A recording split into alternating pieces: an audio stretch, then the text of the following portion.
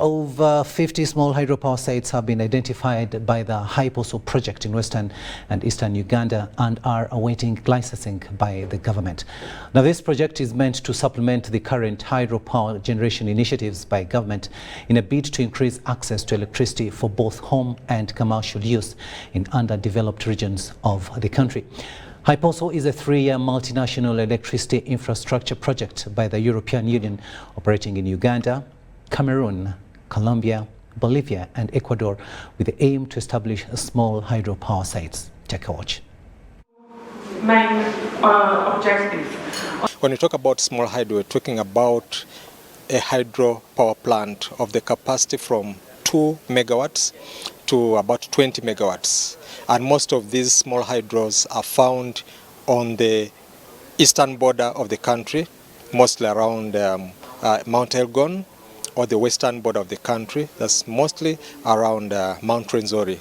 So there's a lot of potential, and so far as we speak, there are about over 50 potential small hydropower sites that have been identified that are just waiting for licensing from government so that investors and developers can be able to go and put money and do feasibility studies and carry out environmental social impact assessment to see if they can be able to develop so that we can increase on the hydropower generation in this country.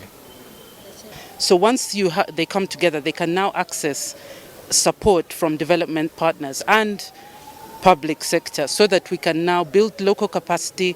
They grow, they get the technical, financial, all that support to have grassroots sort of projects. So that's what I see with such a project. The next stage would be to have bigger scale, not just the 3 case studies that we've looked at, but we look nationally and identify more projects, more developers on the ground who can partner with the European investors or any other development partners. Today we are going into details about the framework conditions, like the legal conditions or the economical conditions. We try to find out about the barriers that are specific for Uganda, and then we will also try to elaborate some recommendations for policymakers, perhaps, or for stakeholders, how to make it easier to develop small hydro in Uganda. So we are trying to actually analyze these local conditions right now. Last year, partly in Uganda and partly in Cameroon.